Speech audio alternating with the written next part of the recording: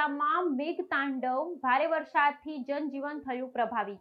ઉત્તર ગુજરાતના સાબરકાંઠા અને અરવલ્લી જિલ્લામાં છેલ્લા 2 દિવસથી વરસી રહેલા અતિ ભારે વરસાદને કારણે જનજીવન અસ્તવ્યસ્ત થયું છે।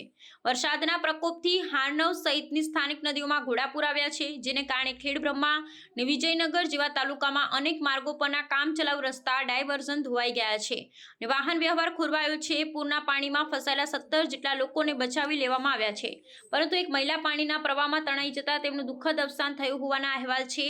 ખેડબ્રહ્મા અને વડાલી તાલુકામાં 24 કલાકમાં 8 ઇંચ જેટલો વરસાદ ખાબકતા ઠેર ઠેર જળબંબાકારની સ્થિતિ સર્જાઈ છે। નદીના પાણી ગામોમાં ઘૂસી જતા અનેક લોકો પૂરના પાણીમાં ફસાઈ ગયા હતા, જેમને બચાવ માટે સ્થાનિક તંત્ર અને આપત્તિ પ્રતિભાવ દળ દ્વારા યુદ્ધના ધોરણે બચાવ કામગીરી હાથ ધરવામાં આવી હતી। આ કામગીરી દરમિયાન જુદા જુદા સ્થળોએથી કુલ 17 લોકોને સુરક્ષિત સ્થળે ખસેડવામાં આવ્યા હતા।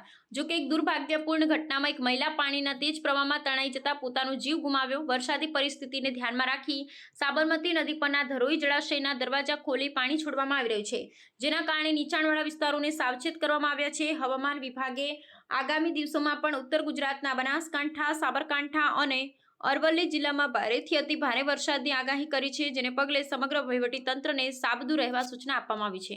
ભારે વરસાદ પડવાના કારણે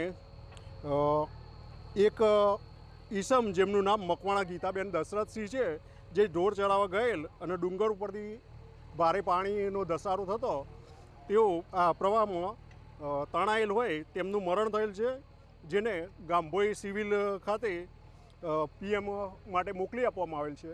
તેમજ હિંમતપુર ગામે તળાવનું પાણી ઓવરફ્લો થતો પુલ તણાઈ ગયેલ છે અને જેમાં 17 લોકોને રેસ્ક્યુ કરવામાં આવેલ છે।